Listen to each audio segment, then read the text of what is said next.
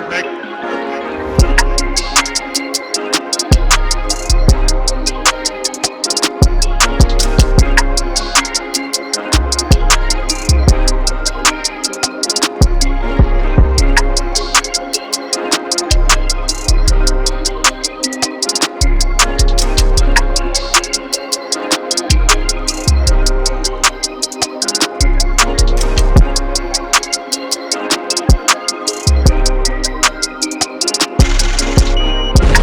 What's good? It's Ashia Skye. You're now tuned in to another episode of The Come Up. Today's guest is fresh off performing at the NFL Draft. Oh, yeah. Just performed at Dreamville Festival a few weeks ago.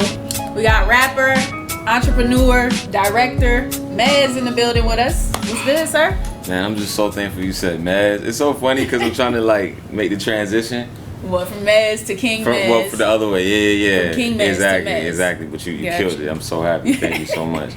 Yeah, Man. so this NFL Draft, how does that even happen? How do you get chosen for that? Or how do you even put that play together? I got a good agent and a good manager. A good agent at William Morris, good manager. Right. Dude, this light-skinned dude named Drew. Light-skinned Drew, that's my manager. Put it all together. He put this together today, so Yeah. he must be the man. Yeah.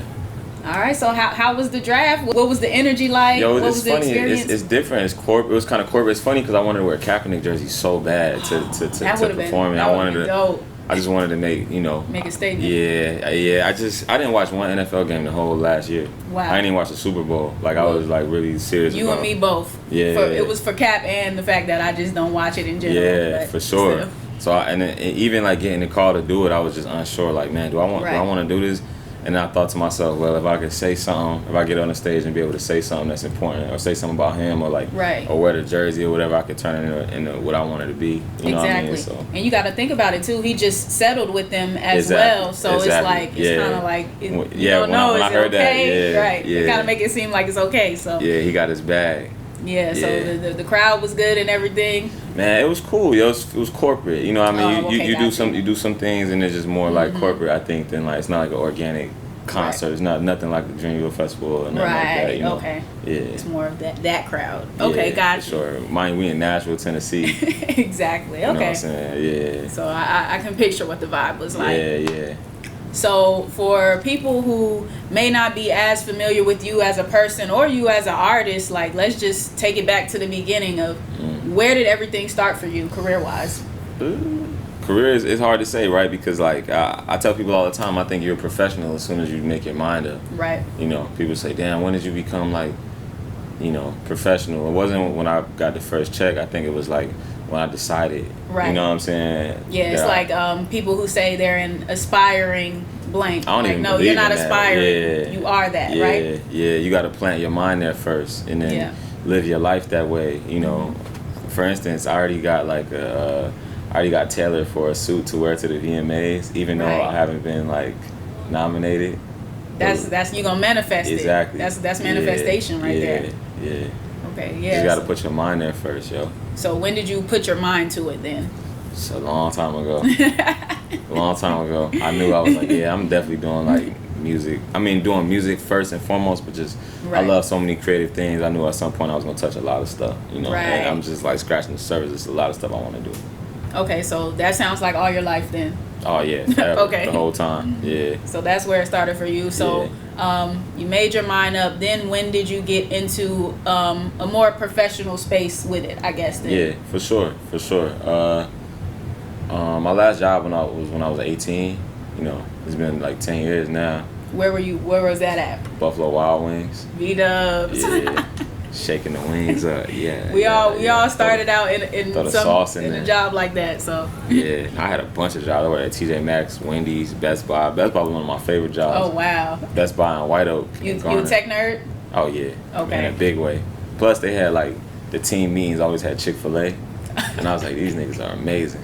My old job used to always have Chick-fil-A too. I used to work at the YMCA. Every staff meeting, Chick-fil-A. That's blessed. That used to be my favorite part. So blessed. So I feel you on that. Yeah. But yeah, you know, I guess when I went to college at A&T. I went to Morgan State first, then I went to A&T.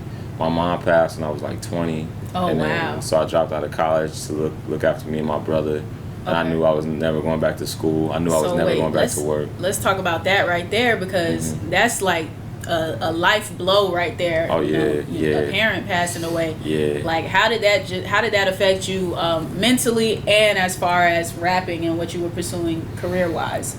Well, she always knew what I wanted to do. It's funny because I remember that summer like that she passed like August, and I remember that summer like right before I went back to school, how I was trying like to convince her like, Mom, please don't make me go back to school. Right, like there's no reason for me to be in school. It's like I'm gonna get a record deal and this and that, and like I'm not gonna need to go to school. And she just was like, I hear you, I believe in you too, but I just want you to be successful. I don't want you to have any regrets in life. I don't want you, not having something safe to hold you down. So that summer was like it was such a funny thing, because like she passed, and then I just knew, I was like, I'm for sure not going back, Right.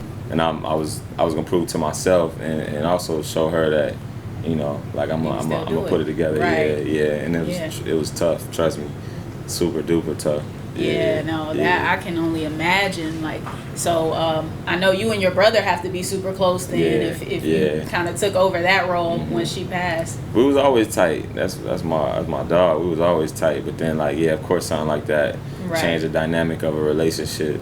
It's funny, I'm only like 3 years older than him, but like it's 2.5. It's like 3 in school years though. Right. You know what I'm saying? Yeah. So like I'm like 3 years older than him, but like I ended up taking like a role where like I wouldn't smoke, I wouldn't drink, I wouldn't do a lot of stuff just because we didn't really have like the male role model in the house. Right. So I just didn't want him to be able to say he did it because of me. Right. The truth is, to this day, like I'm not really into none of that stuff, and I think it probably come from just feeling the need to like be a good example. You know what I'm saying?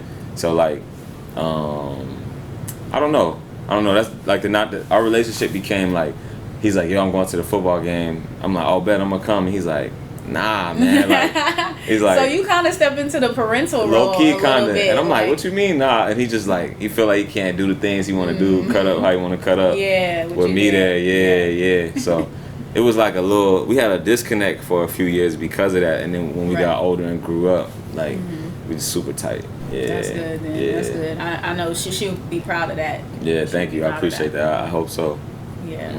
Okay, so let's get into another thing that I think is crucial in anybody's come up or their rise to success is that leap of faith moment, that moment where you're like, all right, I got to take this major gamble. Yeah, for sure. What was that major gamble for you? Moving to LA, for sure. Moving to LA, packing all my stuff up before they called me back to. I worked with Dr. Dre. I wrote this album, Compton, for him in 2000. Oh, yeah, trust me. We're going to get into that, too. Yeah. That was that moment for sure where I was just like, nah, I'm not even gonna blink. I didn't blink at it. Like I was like, yo, close the lease on my apartment. Like, wow. Yeah, put all my belongings in my car and shipped it across the country. Did you have somewhere to stay when you went out there, or you just like, I'm out here and I'm gonna find it, I'm gonna figure it out? The truth is, I really didn't have a place to stay when I first got there. I was on a buddy pass. I almost went home because I really didn't have a place to stay. But then like my boy said, I remember asking my boy said.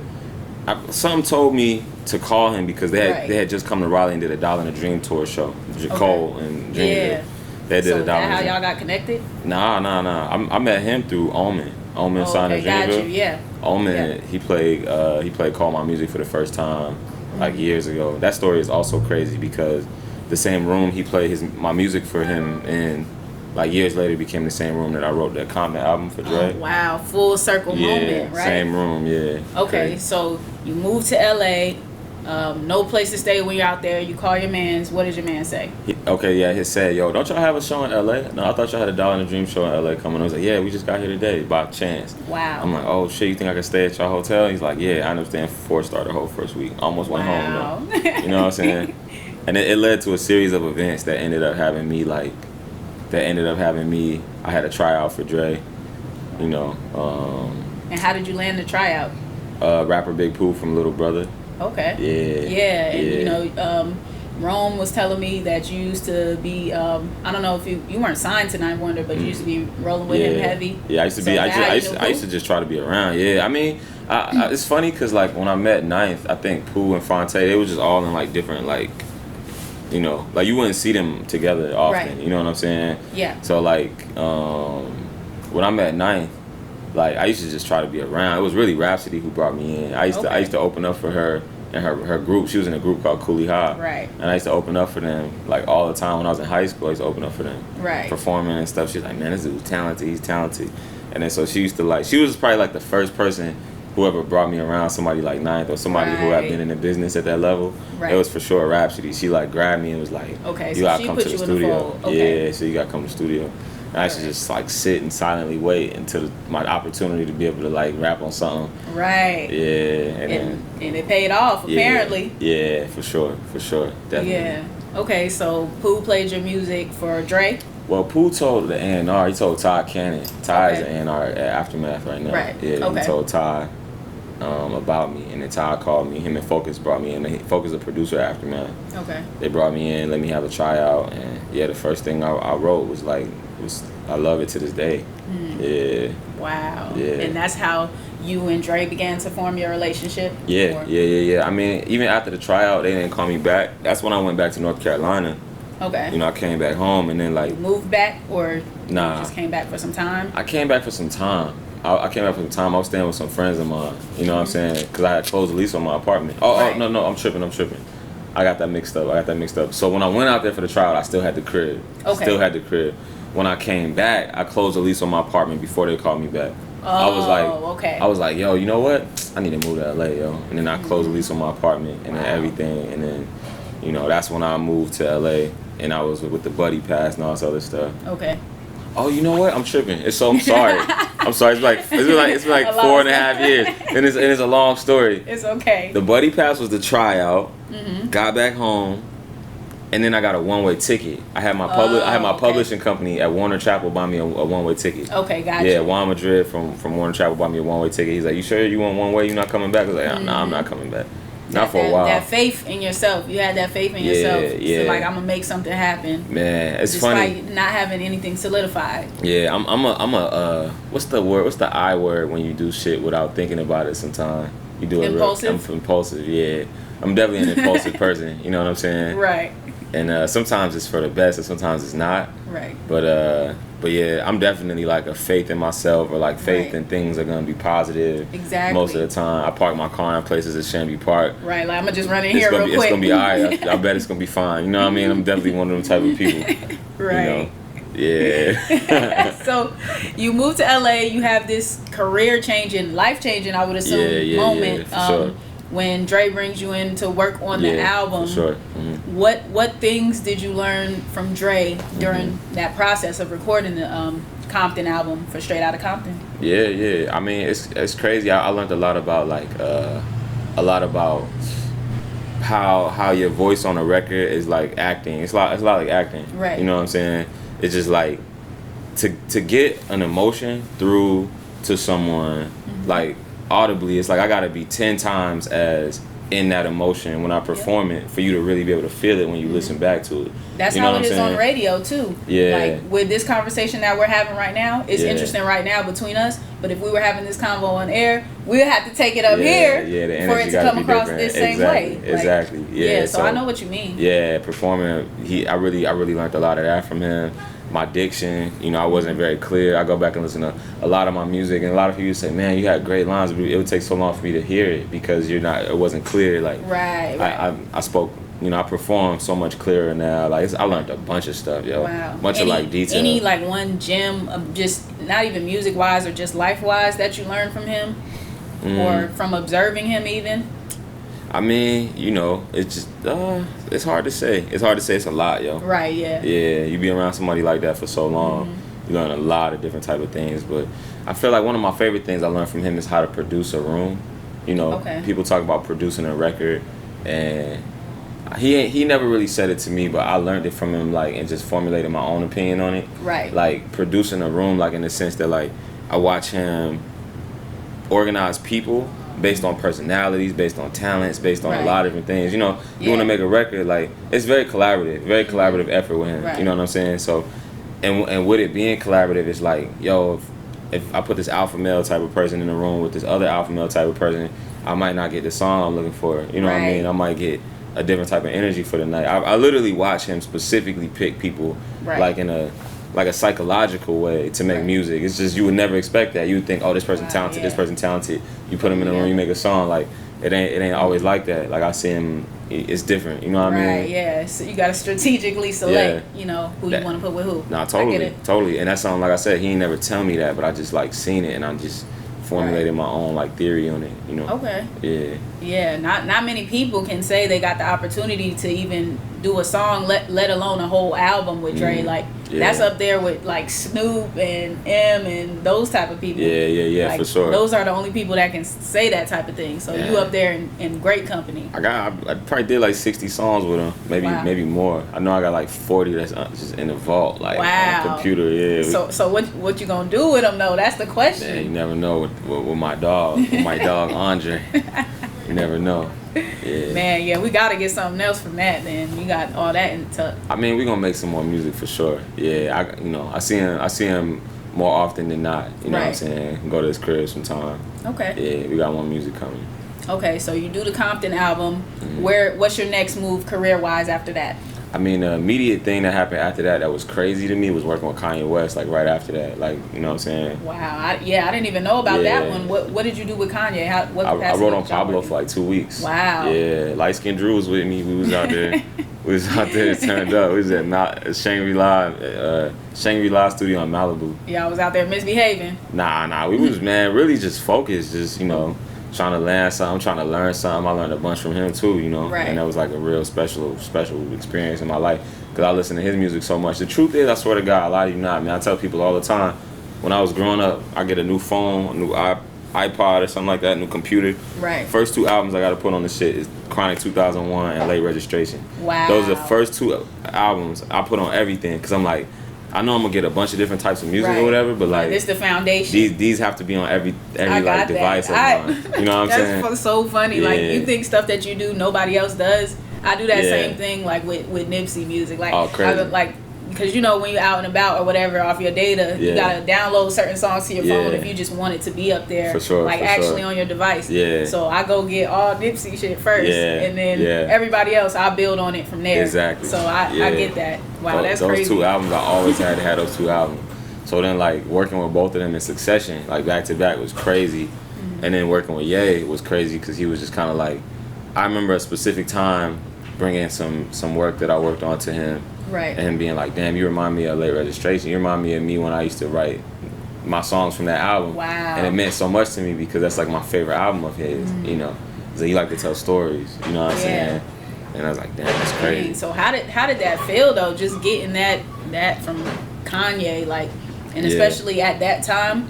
Yeah, crazy. You know, I was like 25. I wrote an album for Dre. I worked with Kanye. Like, I was like, man, this is crazy. That's wild. Yeah. Did you ever think, like, during the process of you coming up and making these moves, did you ever think, like, I don't know if this is going to pan out, or I don't know if I'm doing the right things that I should be doing? Because did you have someone in your life that was telling you, like, all right, make this move, make that move? Nah, definitely not. I mean, I'm a person who goes seek. I like to go seek mentorship though. Right. So like, you know, Cole was definitely a person who I built a relationship with early on. Who if I had a question or like anything, I'll always ask. I love asking questions. Right. I love asking questions. I love doing recon and like just like, yo, I wonder what this person would think. I wonder what that person would think. And then like in the industry over the years, there's quite a few people that I end up becoming like that with. Dave Free is one of those people. I don't know if you know who Dave Free is. He was the president of TDE for a minute, for a long time. Yeah. So like since the beginning. Right.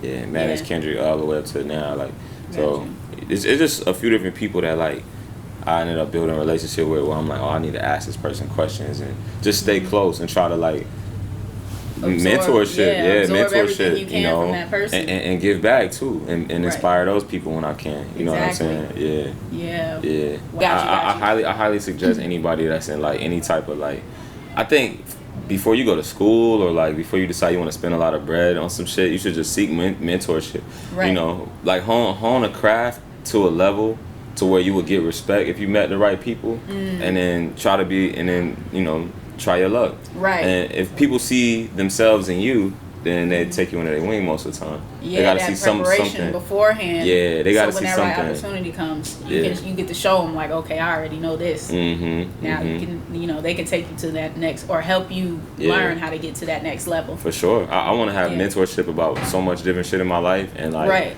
it's important, I think. Now you mentioned that Cole was one of your mentors, somebody that you go to and ask questions all the time. Yeah, for sure. And you recently performed at Dreamville Fest a few weeks ago. Yeah, I had 40,000 people. Yeah, it was amazing, yo. What's that feeling? Shit was incredible. I mean, the truth is, at my point, it wasn't even that many. It wasn't even 40,000 people yet. Like, but like, I still got on stage and there was a lot of people, yo. And there was a lot of energy. I was like, wow, this is crazy. Yeah, at the beginning, I got in there about 2:00, and it was packed. Like, crazy. There was a whole bunch of people out there. So I was booming. It was going crazy. Yo. Yeah. So that feeling, was that the biggest stage you had touched so far, or have man, you done anything it's bigger? hard to say, yo. It's funny. I performed like Red Hat Amphitheater one time. I did like an NC State thing, and then one time I performed with Cole at UNC's homecoming. This was years and years ago. That had to be a little while back. UNC homecoming, exactly. When you think about that, Yeah, it was UNC homecoming. I opened up for him out there, but that was a long time ago. But it was a lot of people then. Might have been like 5,000 to 10,000 or something. Okay, gotcha. But yeah, I've had every now and then I've had like moments where it's a lot of people. Okay, so who selected you for Dreamville Festival? Was it J. Cole? Was it somebody on the team? Somebody at the label? Like who selected you? I mean, I think my agent kind of pitched it. Okay. Is that what happened, Drew? You think? Yeah.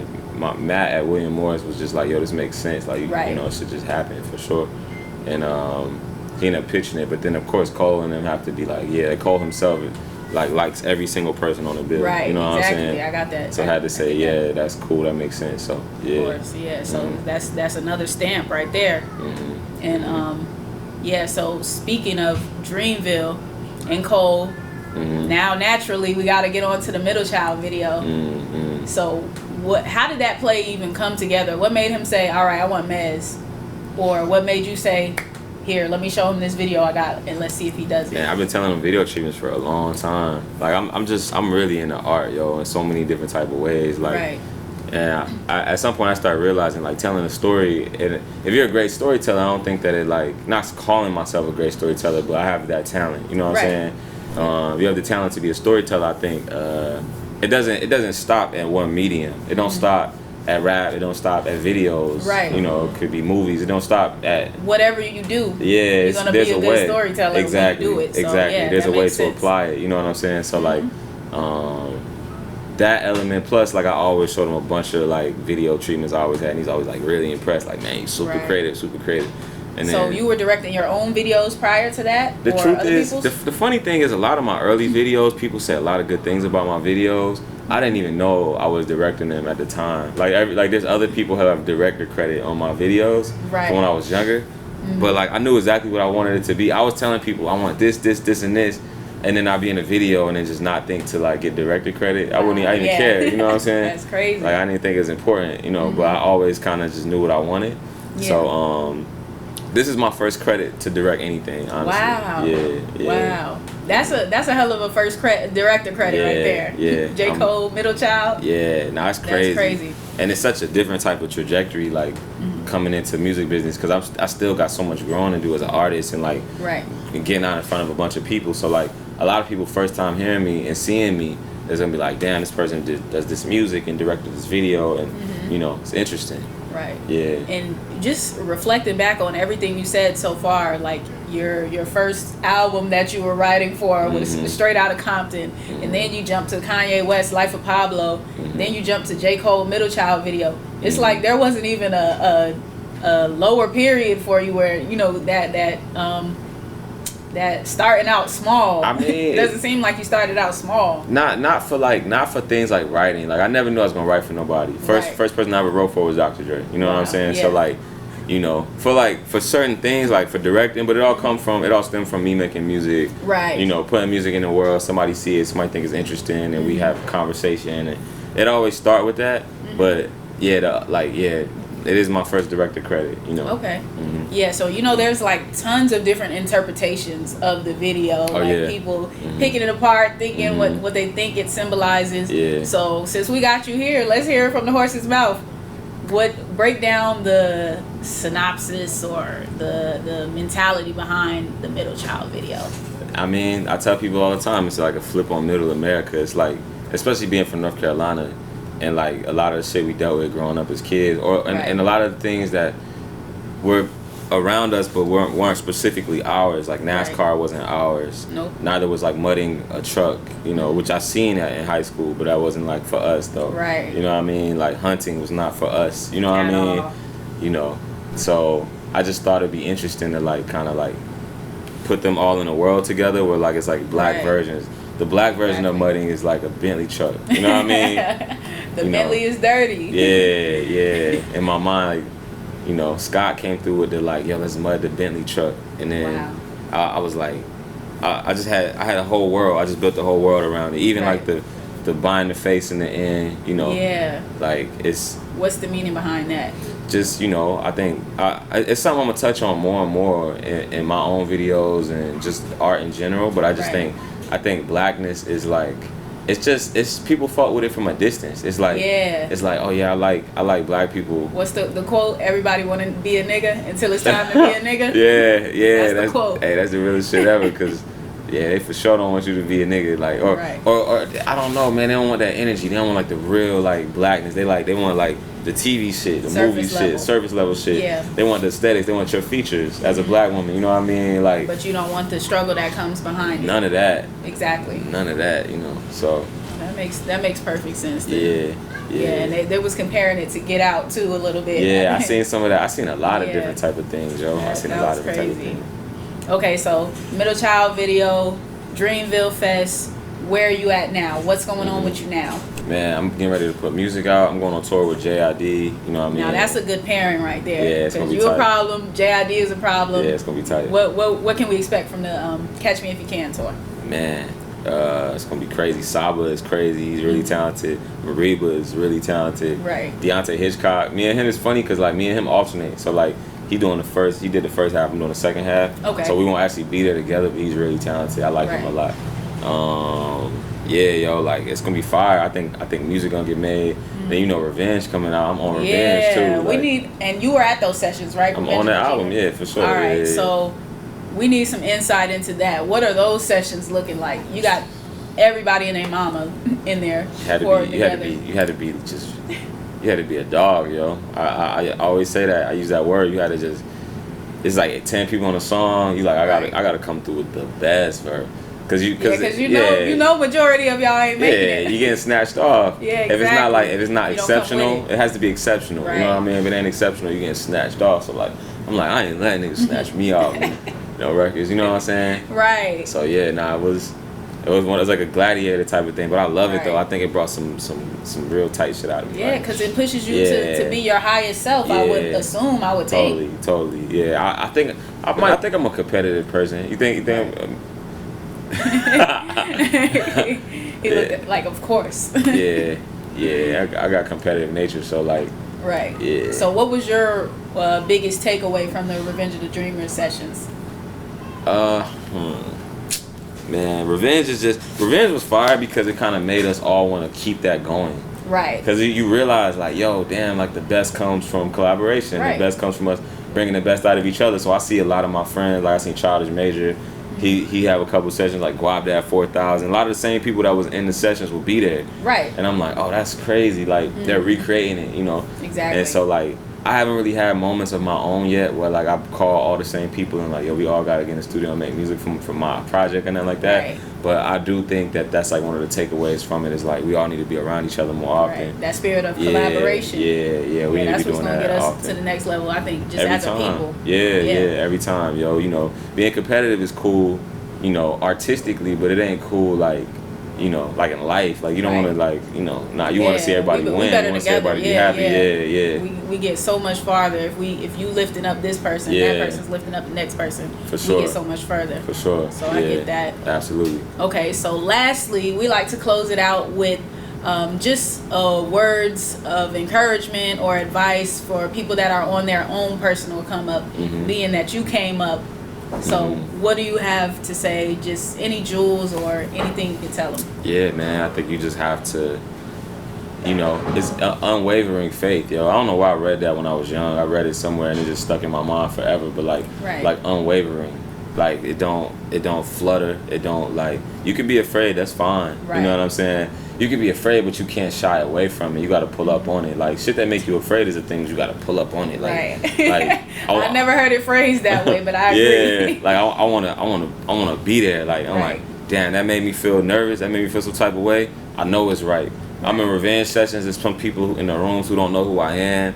Like I'm not like nervous, but I'm like anxious. Right. I'm like, oh, I know this is right because I don't feel comfortable. I feel uncomfortable right now. Right. So I know it's right, and then I perform, and then I perform at a high level, and I'm like, damn, I impressed myself. But it's because something, you need to put yourself in new situations and get new results. You know what I'm saying? So. Exactly. Yeah, it's like working out. You do the same weight every time, the same reps every time. You're gonna remain stagnant. You gotta keep pushing that next level, pushing that next level. It's called muscle confusion, right? Yeah, like you want to do that to get the optimal workout, whatever the case might be. Your mind, your spirit, the same way. Exactly. You know what I'm saying? Like you don't want to be in the same places all the time. You gotta find a way to like elevate yourself. Right. Yeah. You heard it from Mez. Tell them where they can find you on social media. Man, to keep up with all your moves. For sure. I'm just Mez on Twitter now, but still King Mez on Instagram. But we trying to get the at Mez Instagram handle. Working on it. Alright, now it's Ashia Skye. Make sure you check me out at Ashia Skye on everything. It's King Mez, it's the come up. Yeah. It's Mez, it's the come up. She got me. You did good, I swear to God. I had to come back and correct it. Nah, you did good.